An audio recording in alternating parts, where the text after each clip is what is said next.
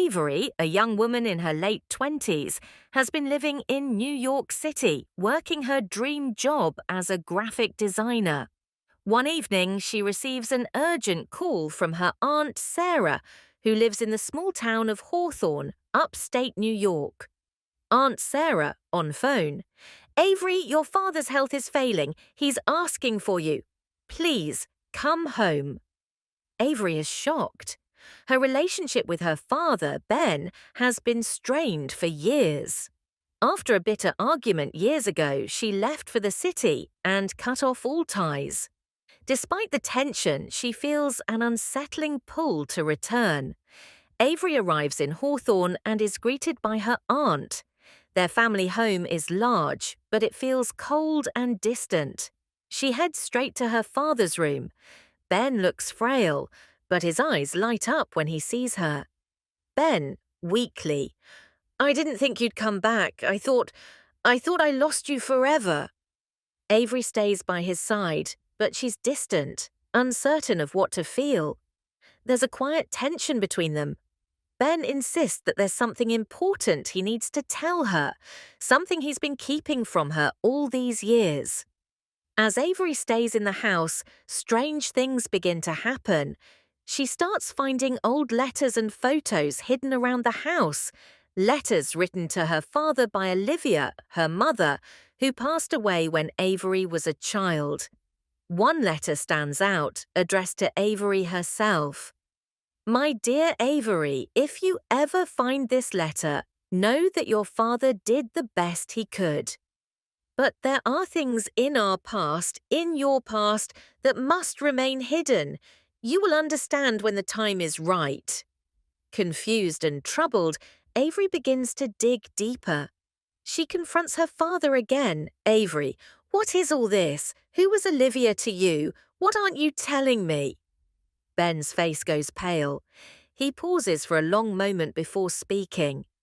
"Ben, there's a reason I never told you about her. She wasn't just your mother, she was my sister." Avery is stunned. Her father reveals that Olivia was his twin sister. They were close growing up, but Olivia disappeared when Avery was a baby. The family kept the secret to protect Avery from the painful truth. Olivia had been involved in some dangerous activities, and her disappearance was linked to something much darker. As Ben's health deteriorates, Avery spends more time sifting through the old family records. She discovers that Olivia wasn't just a victim, she was involved in illegal activities that put the entire family in danger. But one thing doesn't add up. Olivia left behind a journal, and it speaks of a hidden inheritance, money and property that had been locked away for years, possibly tied to something criminal. Avery reaches out to a local lawyer, Diane, who reveals that Olivia's disappearance was never fully investigated. The local authorities swept it under the rug, but Avery's discovery of the inheritance might be the key to unlocking the mystery. Avery visits the old family cabin in the woods, a place she had visited as a child. There she finds an old chest hidden beneath the floorboards. Inside is a collection of documents, including Olivia's final will, which leaves everything to Avery. But there's a twist. The will also states, "If anything happens to me, Avery will be the one to take my place, to fulfill my role. There's no escaping what we started." Avery is horrified. Olivia had been involved in a dangerous underground group, and the inheritance wasn't just money. It was a legacy tied to their family's past, one that Avery is now bound to. Back at the house, Avery confronts her father one last time, holding the will in her hands. "Avery, you knew about this all along, didn't you? Why didn't you tell me? Why keep me in the dark?"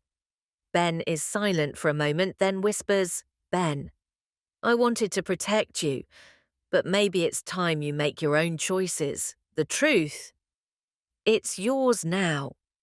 In the final moments, Avery faces a choice: walk away from the legacy, leave Hawthorne, and forget the past, or accept her place in the legacy, facing the dark truth of her family and its connection to dangerous forces. The screen fades to black with Avery staring at the chest, the weight of her decision looming over her.